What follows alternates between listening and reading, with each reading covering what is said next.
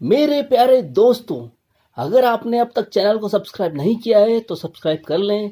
Subscribe करना बिल्कुल free है, इसमें कोई पैसा नहीं लगता है। धन्यवाद। गोपीचंद बोल रहे हैं? नहीं, मैं उनकी सेक्रेटरी बोल रही हूँ। मैडम, हमारे यहाँ भेज दीजिए। मेरे पति स्विमिंग पूल में उनकी डूबने से मौत हो गई है। आप जल्दी भेज दीजिए उन्हें। जी बिल्कुल, आप अपना एड्रेस बता दीजिए।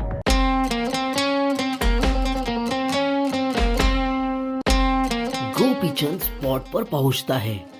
लाश पानी में तैर रही होती है और पास में ही दौलतराम की बीवी और दौलतराम का छोटा भाई खड़े होते हैं। लाश तैर रही है, यानी मौत हुए काफी देर हो चुकी है, शायद रात में। आप सब लोग कौन कौन हैं, अपना परिचय दे दें। और मैं ये भी जानना चाहता हूँ कि आप लोगों की आखिरी मुलाकात दौलतराम से कब हुई थी। हाँ तो मैडम, आपसे शुरुआत करते हैं। आप अपना परिचय दें। मैं इनकी बीवी, मैंने ही आपको फोन करके बुलाया था। कितना समय हुआ है आपकी शादी को? जी मैं इनकी दूसरी बीवी हूँ। पहली बीवी तो उनका स्वर्गवास हो गया था। आपकी आखिरी मुलाकात इनसे कब हुई थी? मैं कल रात अपने फ्रेंड की बर्थडे पार्टी में गई थी। इनकी पहली बीवी के बनने के बाद दौलतराम जी का और मेरा लव मैरिज है।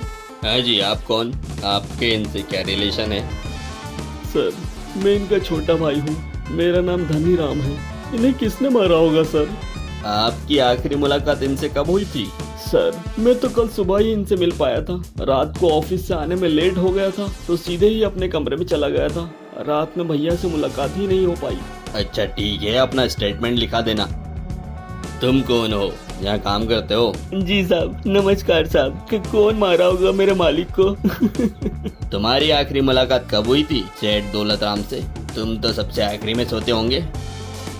जी साहब, मैंने ही मालिक को बिस्तर लगा के दिया था आखिरी में और फिर वो सो गए। तभी आखिरी बार देखा था उन्हें। जब मैं सुबह साफ सफाई करने के लिए उठा तो स्विमिंग पूल में इनकी लाश तैरती हुई मिली मुझे और मैंने तुरंत मालकिन को बताया। मालकिन ने छोटे भैया को बताया। मामला पेचीदा है। आप लोग अपना अपना काम करें, मुझे यहाँ की थोड़ी और तहकीकात करना है। फिर मैं आपसे आकर मिलता हूँ। और हाँ, केस सॉल्व होने तक कोई भी शहर से बाहर नहीं जाएगा।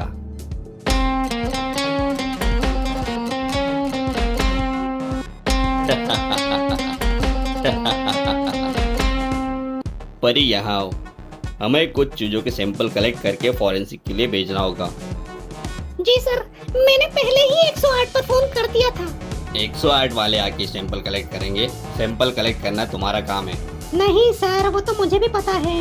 मैंने तो लाश उठाने के लिए एम्बुलेंस बुलाई है सर। हमें यहाँ पर मौजूद हर चीज के सैंपल कलेक्ट करना होंगे। स्विमिंग पूल का पानी, सबके कदमों के निशान, ये सब सैंपल हमें फॉरेंसिक भेजना होगा। और जैसे ही लाश की फॉरेंसिक रिपोर्ट आ जाए, मुझे तुरंत बताओ।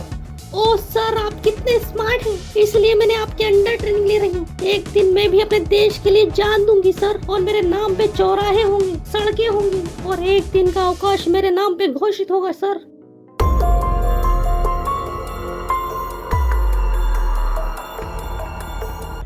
वहां देखते हैं खिड़की खुली हुई और एक दूध से भरा हुआ गिलास, और वहां पर उन्हें एक डायरी मिलती है। वो शायद दौलतराम की डायरी होती है। सर, आप तो बिना बोले ही यहाँ आ गए। मुझे लगा ऑफिस निकल गए होंगे। ये तुम्हारे पैर में क्या हो गया? ऐसे लंगड़ा के क्यों चल रही हो? कुछ नहीं सर, वही स्पॉट वाली जगह पर एक कांच का टुकड़ा पड़ा था जो मेरे पैर में चुभ गया। क्या कहा? कांच का टुकड़ा? सर, मुझे लगा आप मेरा पैर देखेंगे, आपको तो कांच का टुकड़ा देखना है। अभी तुम्हें बहुत कुछ सीखना बाकी है। कुछ दिन बीतते हैं।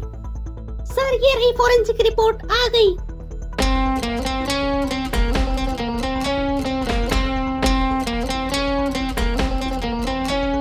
चलो परी, खूनी का पता चल गया है। चलते हैं और उनके मुंह से ही सुनते हैं। कहाँ हैं घर के सारे लोग? आ जाइए। सभी लोग वहाँ आते हैं। मेरे पास फॉरेंसिक की रिपोर्ट आ गई है और इसमें साफ साफ पता चलता है कि जहर वाला दूध पीने से इनकी मौत हुई है। दूध उन्होंने खुद पिया था या पिलाया गया था, वो हरिया ही बता सकता है। साहब, दूध तो मैंने ही दिया था। मैं ही रोज उनको दूध देता हूँ। तो पहले क्यों नहीं बताया? पहले तो तुमने कहा था कि तुमने आखिरी में बिस्तर लगाया था। और उस ग्लास पर उंगलियों के निशान तुम्हारे हैं। इससे साबित होता है कि खूनी तुम ही हो। परी, पुलिस को फोन घुमाओ, अपराधी का पता चल गया है। नहीं साहब नहीं, मैंने मालिक को नहीं मारा। मैं तो रोज साहब को दूध ले आकर देता था, कल भी दूध दिया था, पर मैं उनके रूम में दूध रखकर सोने चला गया था और मैंने दूध में जहर नहीं मिलाया सर। अब सही उगले हो ना कि दूध तुमने ही दिया था। क्यों रे आस्तीन के सांप, हमने तुझे इतना प्यार दिया, तुझे पनाह दी, उसके बाद भी तूने मेरे पति को, गोपीचंद जी, इसे कड़ी से कड़ी सजा देना, इसने मेरा जीवन बर्बाद कर दिया है। काफी अच्छा नाटक कर लेती हैं आप। क्या कहना चाहते हैं आप? गोपीचंद जी, जवान संभाल कर बात कीजिए, आपके पास इसका क्या सबूत है? हरिया ने जो दूध का गिलास दिया था वो कमरे में वैसा का वैसा ही रखा था। उस पे तो हरिया की उंगलियों के निशान मिले हैं, पर जिस गिलास में दौलत राम जी को दूध दिया गया था उस गिलास पे तुम्हारी उंगलियों के निशान हैं। तुमने सबूत मिटाने की कोशिश तो बहुत की थी। जो ग्लास का टुकड़ा स्विमिंग पूल के पास मिला था उस पे तुम्हारी उंगलियों के निशान थे और जहर भी उसी गिलास में था, ना कि कमरे में रखे गिलास में। मुझे माफ कर दीजिए सर, मैं इस घुटन भरे जीवन से तंग आ गई थी, मैंने केवल पैसों के लिए इनसे शादी की थी। तो आपका कहना है मतलब इनके मरने के बाद सारी प्रॉपर्टी आपके हो जाती, या इनके भाई को भी जहर दे के मारने का कोई प्रोग्राम बना के रखा था? जी नहीं, दौलत राम जी के नाम पर 50 करोड़ का बीमा था जो केवल इनकी मृत्यु के बाद ही मिल सकता था और जिसकी नॉमिनी मैं थी, और इनके जीते जी ये पैसा मुझे मिल नहीं सकता था। और इसलिए आपने हरिया और दौलत राम के बीच हुई बहस का फायदा उठा लिया। इसके बारे में आपको कैसे पता? दौलत राम जी के कमरे से एक डायरी मिली थी जिसमें इस चीज का जिक्र था। हरिया को कुछ पैसे चोरी करते हुए पकड़ लिया था और उसे अपनी बीबी यानी कि तुम्हारे सामने डांटा और चिल्लाया था और पुलिस में रिपोर्ट करने की धमकी भी दी थी, पर उनकी बीबी यानी कि तुमने उन्हें समझा बुझाकर जाने दिया और इसी का फायदा उठाया तुमने। और रात को जब दौलत राम जी स्विमिंग पूल के नजदीक फोन पर बात कर रहे थे तो जहर मिला हुआ दूध गिलास में भरकर तुम उनके लिए लेकर आई। दूध पीने के बाद उनके शरीर में एकदम से गर्मी बढ़ने लग गई और वो स्विमिंग पूल में चले गए जहां उनकी मौत हो गई, जबकि हरिया पहले ही दूध का गिलास उनके कमरे में रख चुका था जिसकी जानकारी शायद आपको नहीं थी और किसी को शक ना हो इसलिए आप रात में ही पार्टी का बहाना बनाकर अपनी दोस्त के यहाँ चली गई। पर हड़बड़ाहट में ग्लास आपसे गिर जाता है और वहाँ की साफ सफाई के बाद भी कुछ कांच के टुकड़े वहाँ रह जाते हैं। बस इसी सबूत ने हरिया जैसे बेकसूर को बचा लिया। भाभी तुम जैसे अपनों से तो ये वफादार नौकर है। इसने कम से कम अपने नमक का कर्ज तो चुकाया अपनी सेवा देकर। गोपीचंद जी, इन्हें ले जाइए, अब मैं इनका मुंह भी नहीं देखना चाहता। परी, लेडीज पुलिस को भी जल्दी बुला लेना, मेम साहब अब जेल वाली लाइफ एंजॉय करेगी। दोस्तों, आपने प्यासे कौवे की कहानी तो सुनी होगी, परंतु वो कहानी बहुत पुरानी है। आज मैं जो कहानी आपको सुनाऊंगा वो है 21वीं सदी के कौवे की कहानी। तो आइए देखते हैं 21वीं सदी का प्यासा कौवा। एक समय की बात है, एक कौवा आसमान में बहुत ऊंचाई पर उड़ रहा था। तभी उसे जोरों की प्यास लगती है। वह नीचे उतरता है और एक पेड़ की डाल पर जाकर बैठ जाता है और पानी की तलाश में यहाँ वहां देखता है। तभी उसे पानी का एक मटका दिखाई देता है और वह उस पानी के मटके पर जाकर बैठ जाता है।